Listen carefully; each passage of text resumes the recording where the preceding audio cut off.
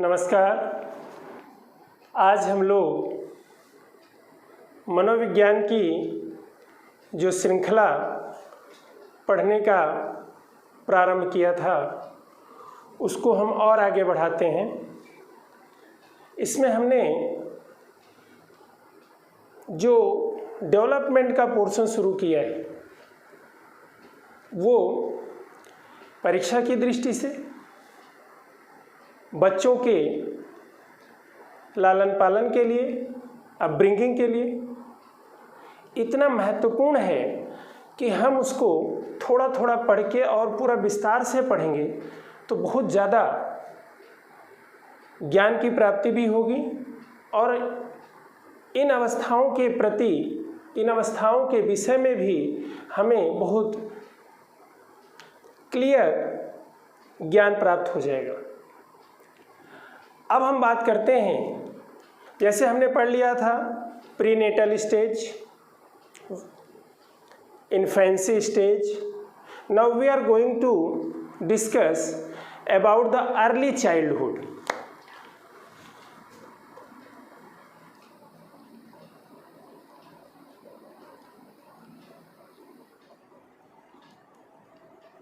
पूर्व बाल्यावस्था।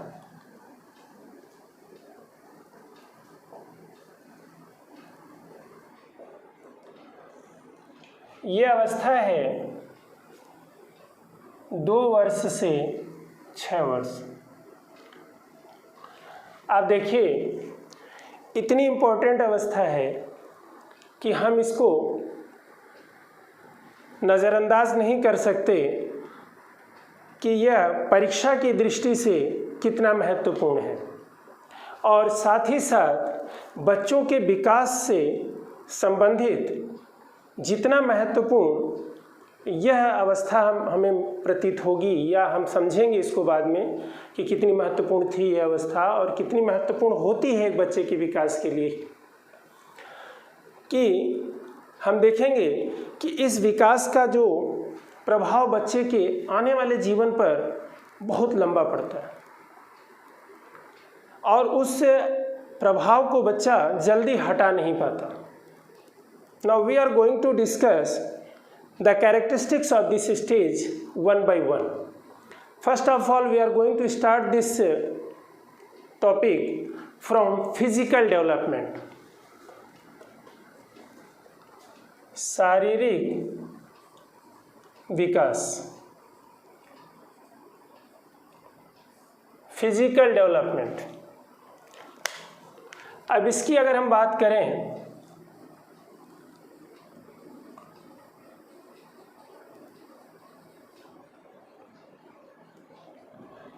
तो इतना इम्पोर्टेंट हमें नज़र नहीं आएगा जितना इसके पहले वाला स्टेज था।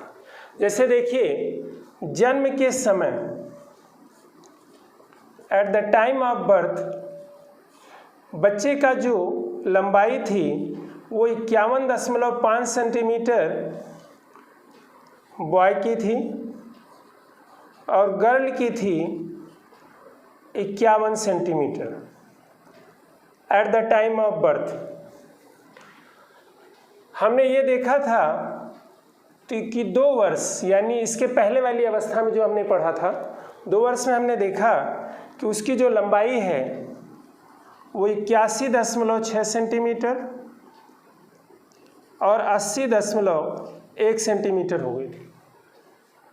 इसके आगे जब हम देखते हैं कि जब ये बाल्यावस्था का जो पहला भाग है यानी पूर्व बाल्यावस्था जो 6 वर्ष तक है, यानी 6 वर्ष तक इसकी जो लंबाई है वो हो जाती है 108.5 सेंटीमीटर। एवरेज लंबाई की हम बात कर रहे हैं। हम we are talking about the average length, average height. और ये लड़के का है। आप देखिए लड़के की हाइट लगभग 108.5 सेंटीमीटर तक हो जाती है और लड़की की रहती है 107.4 सेंटीमीटर। ये एक तरीके से चेंज है। जितना चेंज इन 2 वर्षों में हुआ, इन 4 वर्षों में उतना चेंज नहीं हुआ। तो इससे हमें एक प्रश्न समझ में आता है कि जो बच्चे का फिजिकल डेवलपमेंट है वह इन्फेंसी पीरियड के कंपैरेटिव में थोड़ा सा स्लो है। अगर हम कंपेयर करें इन्फेंसी स्टेज को अर्ली चाइल्डहुड से, तो हम ये पाते हैं कि जो डेवलपमेंट है वो तो हो रहा है, फिजिकल डेवलपमेंट, फिजिकल ग्रोथ हो रही है, but it is sometimes slow than infancy period. और अगर हम इसी में वज़न की बात करें, वेट की बात करें, ये तो था हाइट या लेंथ की हमने बात की। देखिए, जब बच्चा जन्म लेता है तो लड़के का वज़न लगभग 3.2 किलोग्राम था और लड़की का था 3 केजी। जो 2 वर्ष की अवस्था में हमने देखा कि 10.1 केजी और 9.6 केजी हो गए। आगे हम देखते हैं कि 16.3 किलोग्राम हो जाता है लड़के का और 16 किलोग्राम हो जाता है लड़की का, लगभग जब वो 6 वर्ष के होते हैं। यानी जिस स्पीड से दो वर्षों में उसका वेट बढ़ा, उस स्पीड से नहीं बढ़ा। तो हम यहाँ पे एक प्रश्न पढ़ते हैं और उसको समझते हैं कि अर्ली चाइल्डहुड में भी फिजिकल ग्रोथ होता है, लेकिन इन्फेंसी पीरियड से स्लो होता है। इसमें दूसरी बात बतानी है हमें कि जो बच्चे का पूरा डेवलपमेंट है, हेड, ट्रंक, लेग, सिर, धड़ और पैर, तो उसमें पैर का जो डेवलपमेंट है, पैर की जो ग्रोथ है वो कंपैरेटिवली स्पीडी होती है, ज़्यादा तेज़ होती है। इसलिए कभी कभी जो पैर है पूरे बॉडी लेंथ का लगभग 50% हो जाता है। यानी पैर की लंबाई पूरे बॉडी लेंथ का 50% होता है कभी कभी किसी किसी बच्चों में। लेकिन ये है कि पैर का जो ग्रोथ रेट है वो हेड और ट्रंक के ग्रोथ रेट से ज़्यादा तेज होता है। यहाँ पे एक बात और बतानी ज़रूरी है आपको, और वो ये है कि बच्चे के मसल्स का डेवलपमेंट तेज़ी से होता है। हाइट और वेट बढ़ने के बजाय उसका मसल्स ज़्यादा तेज़ी से डेवलप होता है और उसके लार्ज जो मसल्स हैं वो स्मॉल मसल्स की अपेक्षा ज़्यादा फास्ट डेवलप होते हैं। ये तो रहा फिजिकल डेवलपमेंट से संबंधित। यानी फिजिकल डेवलपमेंट में हम देखते हैं कि बच्चे में ग्रोथ होती है, लेकिन वो इन्फेंसी पीरियड से थोड़ा ग्रोथ रेट उसकी स्लो होती है, और जितनी भी ग्रोथ रेट है उसमें मसल्स की डेवलपमेंट ज़्यादा होती है और लार्जर मसल्स ज़्यादा डेवलप होते हैं। पैर का ग्रोथ सिर और धड़ की अपेक्षा ज़्यादा स्पीडी डेवलप होता है। अब हम बात करते हैं शारीरिक विकास के बाद दूसरा डेवलपमेंट लेते हैं, और वो है संवेगात्मक विकास।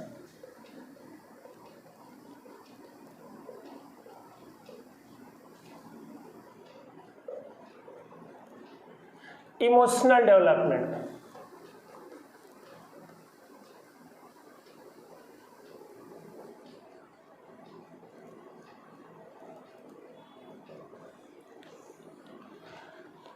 हमने देखा था कि जो इमोशंस थे वो शैशवावस्था में ही सारे के सारे इमोशंस बच्चे में डेवलप हो गए।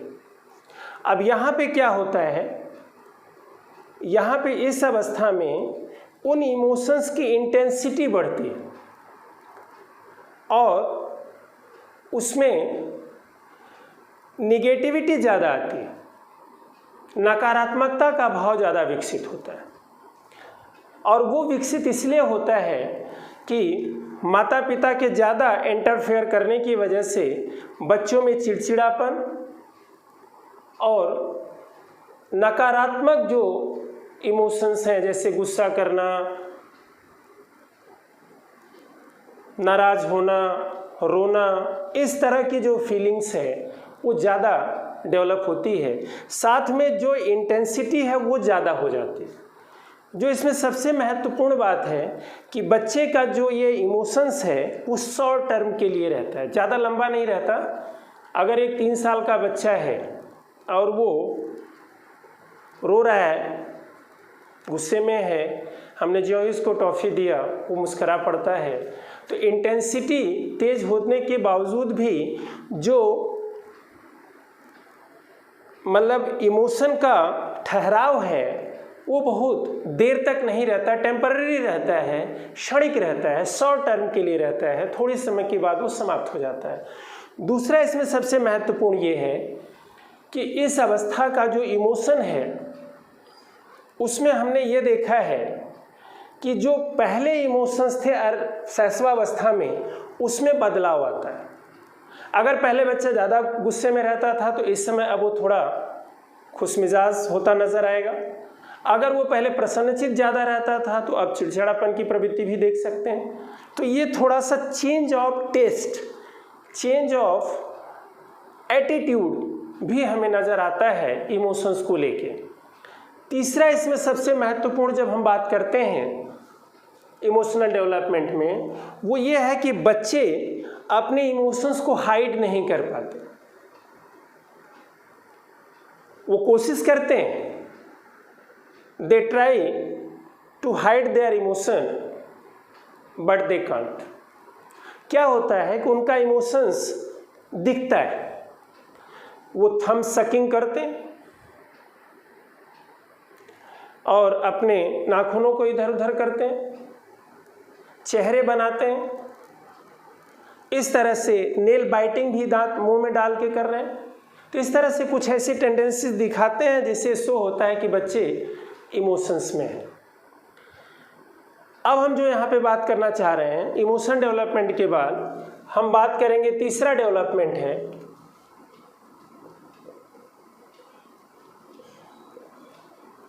सामाजिक विकास, सोशल डेवलपमेंट। यहाँ पे एक महत्वपूर्ण प्रश्न ये है कि 2 वर्ष तक बच्चा till 2 years the child stage at home. 2 वर्ष के बाद, यानी ये अवस्था है हमारी 2 से 6 वर्ष, तो हम ये देखते हैं कि बच्चा जो ही 2 साल के आगे निकलता है वो घर के बाहर आता है, और जब वो घर से बाहर आता है तो वो अपनी मित्रता आस पड़ोस में शुरू करता है। The children make friendship with the friends with the children who are belongs to their family या very near by their house. इसमें एक बहुत बड़ा प्रश्न ये आता है कि जो उनकी मित्रता है वो डिफरेंट सेक्स के साथ भी होती, यानी लड़के की मित्रता लड़की से, लड़के की मित्रता लड़के से। 2 से 6 साल के बच्चे हैं और सब मिलजुल के खेलते हैं। इसको हम कहते हैं प्री गैंग स्टेज, जो 3 से 6 के बीच में हमें पाया जाता है। 3 साल का होता है तो बाहर निकलता है, तो प्री गैंग स्टेज में रहता है, जिसको हम कह सकते हैं पूर्व विद्यालय अवस्था भी बोलते हैं। पूर्व विद्यालय अवस्था, प्री स्कूल स्टेज, विद्यालय जाने से पहले, गैंग से पहले। अभी गैंग नहीं बना, गैंग लेट चाइल्डहुड में बनाता है बच्चा, तो गैंग से पहले जिसमें डिफरेंट सेक्स के बच्चे एक साथ मिलके गेम खेलते हैं, खेल खेलते हैं। लेकिन एक चीज़ इसमें जानने की बहुत महत्वपूर्ण है कि जो बच्चे हैं उसमें 2 तरह के बच्चे हैं, लड़के और लड़कियां। तो जो गेम चल रहा होता है उसमें लड़कियों का डोमिनेटिंग रोल रहता है। During play the girls play dominating role. इसका देखिए, इसमें एक और चीज़ हमें समझनी पड़ेगी कि जब बच्चा खेलता है तो उसके खेल में हम ये देखते हैं कि ज़्यादातर खिलौने वगैरह का प्रबंध रहता है या वो खिलौने वगैरह से ज़्यादा खेलते हैं, इसलिए इसको खिलौने की अवस्था भी कहते हैं, टॉय स्टेज भी बोलते हैं। दूसरी बात इसमें यह है कि इस अवस्था में बच्चे के अंदर एक कंसेप्ट डेवलप होता है और वो है सेल्फ, स्वयं का कंसेप्ट डेवलप होता है कि मैं कौन हूँ, मैं लड़का हूँ या मैं लड़की हूँ, मेरी लंबाई कितनी है, मैं कितना मोटा हूँ, मेरा कलर कैसा है, about the colour, about the sex, about the height, about the weight, यानी बाहरी तौर पर उसे अपना ज्ञान होता है। इसीलिए सेल्फ का कंसेप्ट जो शरीर से संबंधित है वो इस अवस्था में शुरू हो जाती है, अर्ली चाइल्डहुड के सोशल डेवलपमेंट। इसमें एक और बहुत महत्वपूर्ण प्रश्न है कि इस अवस्था को हम गोल्डन पीरियड भी कहते हैं। गोल्डन पीरियड, गोल्डन पीरियड का मतलब है कि बच्चे को पूरा समय खेलना है, मस्त रहना है, साथियों के साथ घूमना है, तो बहुत ही एक प्रसन्नता पूर्ण माहौल में बच्चा अपने जीवन का संचालन करता है, उसको आगे लेके चलता है। इस तरह से इस स्टेज को हम गोल्डन स्टेज भी कहते हैं। हमने देखा pre school stage, pre gang stage, pre peer group भी इसका नाम दिया जाता है। Pre peer group. अब हम इसमें एक बात और जोड़ते हैं कि बच्चे के अंदर जेंडर का ज्ञान भी होने लगता है। देखिए, दो बातें आती हैं यहाँ पे, थोड़ा सा इसका डिस्कस करना जरूरी है हमें कि दो तरह के प्रश्न पूछे जाते हैं, सेक्स एंड जेंडर, यौन और लिंग। देखिए, अगर हम बात करें सेक्स का, यौन भेद जन्म से होता है कि लड़का लड़का है, लड़की लड़की, लेकिन अर्ली चाइल्डहुड में बच्चे के अंदर परिवार, समाज और दोस्त ये धीरे धीरे डालने का प्रयास करते हैं कि तुम लड़के हो, तुम लड़की हो, और उनके अंदर जेंडर टाइपिंग डेवलप होने लगती है कि वह जेंडर के विषय में अपनी एक धारणा बना लेते हैं। और हमने ये देखा है कि लड़कियों में के अंदर निर्भरता की टेंडेंसी भरी जाती है, you should be depend upon others, और लड़कों के अंदर स्वतंत्रता, फ्रीडम की क्वालिटी डेवलप की जाती है। यानी जेंडर होता है, समाज बताता है कि तुम लड़के हो और तुम लड़की हो और तुम्हें इस तरह से रहना चाहिए, उस तरह से रहना चाहिए। इसलिए इसका संबंध समाज से है और इसका संबंध वंशानुक्रम है या जैविक है, जन्म से है कि वो लड़का है लड़की है, उसको हम कहते हैं सेक्स डिफरेंस। और अगर हमने बाद में उसके अंदर डिफरेंस किया तो उसको हम जेंडर डिफरेंस कहते हैं। यौन और लिंग का ये अंतर है। इसके बाद हम बात करते हैं सामाजिक विकास के बाद जो सबसे महत्वपूर्ण हम कह सकते हैं वो है मानसिक विकास, या इसको हम कह सकते हैं संज्ञानात्मक विकास।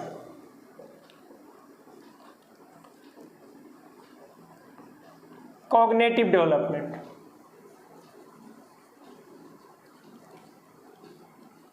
कॉग्निटिव डेवलपमेंट इसमें सबसे महत्वपूर्ण है परसेप्शन का ज्ञान बच्चे को होने लगता है, प्रत्यक्षात्मक ज्ञान बच्चे को होने लगता है।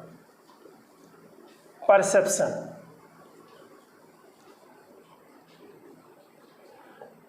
परसेप्शन का मतलब होता है किसी भी चीज को देखते ही हमें इमीडिएट जो नॉलेज होती है वो परसेप्शन है।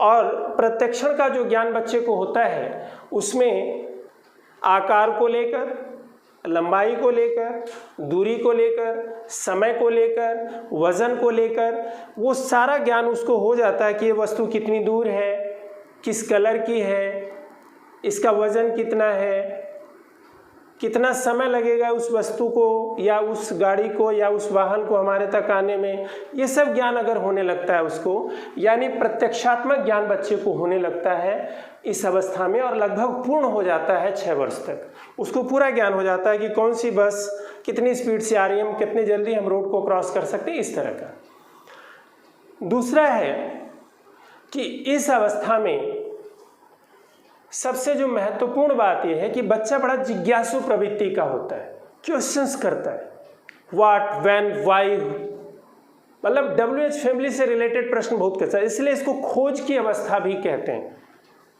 इसको हम खोज की अवस्था भी कहते हैं, यानी अर्ली चाइल्डहुड को खोज की अवस्था भी कहा जाता है। अर्ली चाइल्डहुड में एक महत्वपूर्ण विशेषता और आती है बच्चे के अंदर, अहम केंद्रिता की। अहम केंद्रिता का अर्थ है कि बच्चे अपनी बात पर ज़्यादा यकीन करते हैं, उनको दूसरों का कोई ध्यान नहीं है, उनको लगता है कि the whole world think just like him और हर, जैसा वो सोचते हैं सारा संसार वैसा ही सोचता है। इसको हम कहते हैं ईगो सेंट्रिज्म। इसी तरह से बच्चे के अंदर एक और फीलिंग डेवलप होती है, एनिमिज्म, जीववाद। एनिमिज्म का मतलब यहाँ पे ये है कि हम ये देखते हैं कि बच्चे जब गिर जाते हैं ज़मीन पर या किसी चीज़ से, तो वो अपने पैर से मारते हैं या घर वाले भी उनको मारते हैं, देखो ये भी, इसको भी चोट लग गई, ये भी रो रहा है, तुम उठ जाओ। यानी निर्जीव वस्तुओं में जीवन समझना एनिमिज्म है। तो ये भी प्रवृत्ति बच्चों में देखी जाती है इस अवस्था में। सबसे जो महत्वपूर्ण है वो ये है कि इस अवस्था में बच्चे के अंदर केंद्रीकरण, सेंट्रेशन की प्रवृत्ति होती है। सेंट्रेशन को थोड़ा सा आप समझिएगा। सेंट्रेशन का मतलब होता है हम कोई भी डिसीजन लेते हैं केवल एक विशेषता को देख। When the child takes decision about any matter by observing only one characteristic, ऐसे मान लिया कि बच्चे को फ्रूट जूस ज़्यादा पीना है, तो जब हम उसको चौड़े गिलास में डाल देते हैं तो नीचा सा दिखता है उसको, तो कहता नहीं, तो बहुत थोड़ा सा है। जब लंबे गिलास में डाल देते हैं तो थोड़ा ऊंचा दिखता है, तो उसको पी लेता है कि उसको ज़्यादा मिल गया।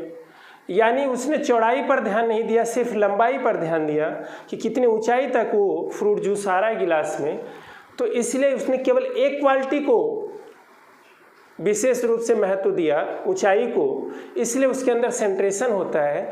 लेकिन जब बच्चा आगे जब स्टेज में आएगा लेट चाइल्डहुड में, तो उसको सेंट्रेशन की प्रवृत्ति धीरे धीरे खत्म होगी और उसके अंदर डिसेंट्रेशन आएगा। तो यहाँ पे बच्चे के अंदर सेंट्रेशन देखा जाता है, ईगो सेंट्रिज्म देखा जाता है, परसेप्चुअल नॉलेज उसको काफ़ी हो चुकी होती है, इसको हम इन्वेंट्री स्टेज कहते हैं। इसमें बच्चा बहुत जिज्ञासु प्रवृत्ति का होता है, इसमें एनिमिज्म की भावना बच्चे में पाई जाती है। अब हम बात करते हैं मेंटल डेवलपमेंट के बाद इसका लास्ट पोर्शन है, जिसको हम कहते हैं भाषा विकास।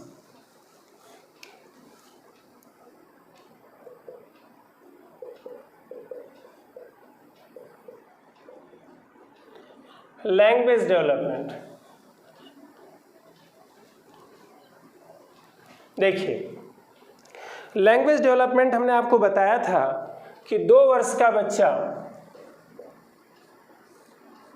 2 शब्द बोलता है, नाउन प्लस वर्ब, संज्ञा प्लस क्रिया। यहाँ तक हमने पढ़ा था कि 2 वर्ष का बच्चा पढ़ता है, बोलता है या जो भी करता है, हमने कहा कि 2 बोलता है, संज्ञा और क्रिया, नाउन एंड वर्ब। लेकिन इसके तुरंत बाद बच्चा तीसरा शब्द शुरू करता है, और वो तीसरा शब्द होता है विशेषण, एडजेक्टिव। जैसे पहले बच्चा बोलता था पानी दो, इसको हमने टेलीग्राफिक स्पीच के तौर पे पढ़ा था, अगर हमारा पिछला वीडियो आप देखेंगे उसमें था।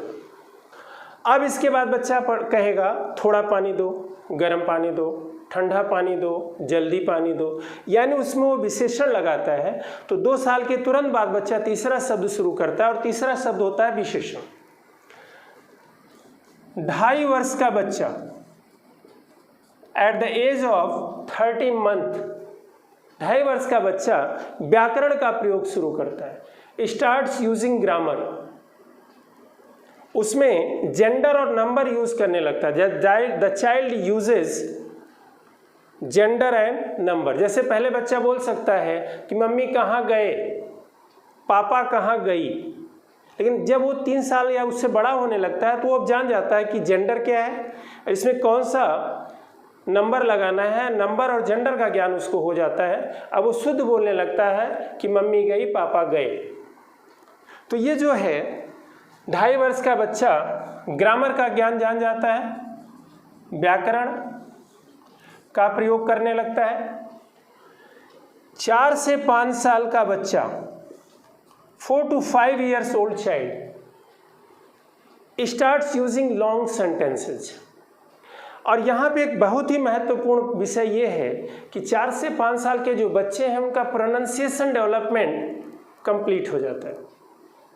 प्रोनाउंसिएशन डेवलपमेंट कंप्लीट होने के बाद ही उनको विद्यालय वगैरह में भेजना चाहिए, ऐसा साइकोलॉजिस्ट का मानना है। 4 से 5 साल में जो उनका प्रोनाउंसिएशन डेवलपमेंट होता है उसके लिए पेरेंट्स और फैमिली मेंबर्स जिम्मेदार होते हैं।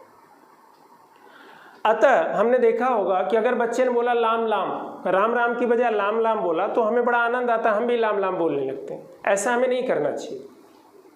We should pronounce correctly and clearly.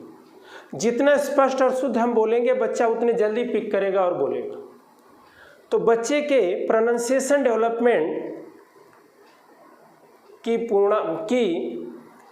जो हम कहते हैं समाप्ति हो जाती है या बच्चे का प्रोनाउंसिएशन डेवलपमेंट पूर्ण हो जाता है टिल 4 to 5 years। बच्चा लंबे वाक्य बोलने लगता है और इस तरह से हमने देखा कि उसका भाषा विकास काफ़ी महत्वपूर्ण हो जाता है। उसके बाद शब्द भंडार भी बढ़ते हैं। जैसे 3 वर्ष के बच्चे के पास लगभग 896 शब्दों का भंडार होता है। 6 वर्ष की अवस्था में बच्चे के पास ये शब्द भंडार हो जाता है 2562 शब्दों का ज्ञान उसको हो जाता है। तो ये एक तरीके से शब्द भंडार है, वोकेबुलरी है उसके पास जो एवरेज बताई जाती है। ऐसा कुछ नहीं है, इसमें माता पिता की स्टेटस की बात आती है, उनके इकोनॉमिक स्टेटस की बात आती है, माता पिता कितने पढ़े लिखे वो भी इसमें शामिल होता है, परिवार का माहौल कैसा है, परिवार में कितने लोग शुद्धता से बोल रहे हैं, इन सब का भी असर पड़ता है। और सबसे बड़ी बात है कि बच्चे के जन्म क्रम का असर पड़ता है इसमें, कि बच्चा अपने परिवार में किस क्रम में जन्म लेता है। ये सब हम चर्चा आगे करेंगे जब हम लैंग्वेज डेवलपमेंट पढ़ेंगे एक अलग टॉपिक के रूप में। हमें लगता है कि हमें जो बताने का प्रयास किया आपके समझ में आया। आप इसको सिंसियरली, रेगुलरली आप देखते रहें, मिस न करें, क्योंकि किसी भी परीक्षा के लिए और किसी भी कार्य की सफलता के लिए रेगुलर होना अत्यंत आवश्यक है। धन्यवाद।